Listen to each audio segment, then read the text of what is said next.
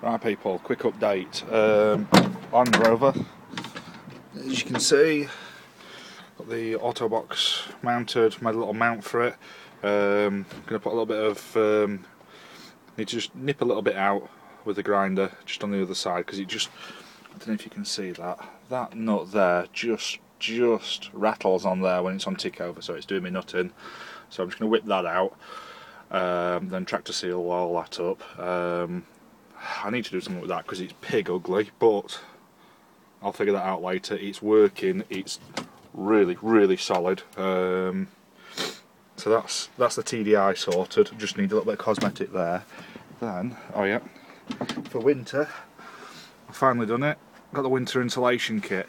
Apparently this insulation kit on a soft top makes it a lot warmer than a hard top. We're yet to see that, but it's a Defender, so I'm not hoping for much. Next thing, I've got this bracket so I can use both tow bars. It's just one that my mate knocked up for me. I've got a tray to put on there for my gas bottles. Solar panel to go on the roof. This is all going to get painted green. As you can see, garage door on it, a garage door for a camper van, and kingspan out. On the inside of the space frame I've put the wooden lats that you'd use to put roofs on. They're 1 inch and the kingspan's just shy of 1 inch, so it sits lovely inside. Got the wires in for the LED strip lights. The back wall, I've not put that on yet because I need a big space to put, I've got this, it's the hardboard, but a few of my mates have said don't bother with it because it looks crap after 6 months. So I'm going to get some plywood, some marine plywood the whole thing out. When I've plywooded all that out, I can then put that end wall on, put that Land Rover window in, which isn't insulated, but I'm making a screen that comes down in the night time which will make it insulated.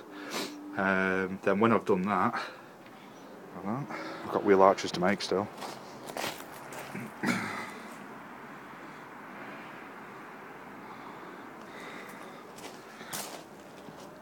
When I've done that, I'll just go back inside. My neighbours have stood looking at me. They think I'm a freak anyway. When I've done that, once the end wall's on, that can be then plied, and that's it totally sealed up. So then what I can do is I'm going to use the carpet that you'd carpet a camper van out with round the back section, where I'm going to fit the 2 benches and a table that'll drop down into a king size bed. Then on the other end I've got some, it's like MDF but it's treated and it's got like a resin coat finish to it.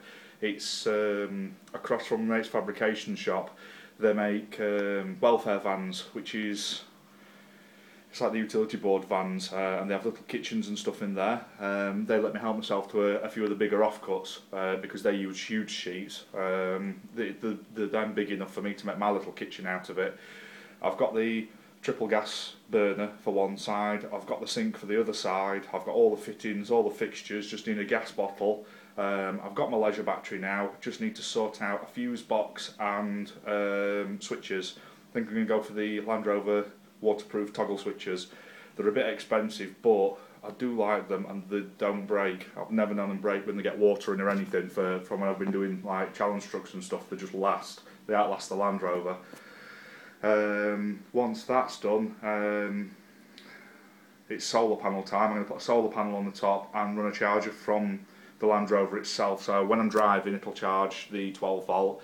And when it's just stood on its own, it'll also charge. That gives me power all the time. It's pretty much only going to be for the lights that I'm going to need power, or maybe charging a phone or something like that. I will have an inverter, but the chances that I'll need it's going to be slim. Anything that I need to charge from an inverter, I'd much rather charge from the vehicle as I'm driving it.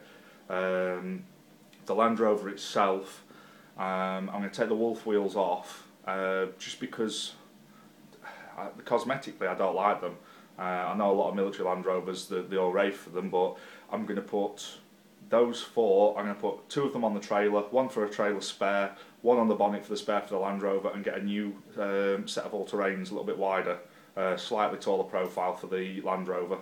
That's pretty much it. Everything else It looks like a great big white monstrosity at the minute, but once it's all watertight, I will put I will repaint it all in olive green to match the Land Rover. Then I'm going to put full black checker plate trims, black jerry can holders, black rock tree sliders, rock sliders, and little mounts, because I'm also going to put mounts all around it.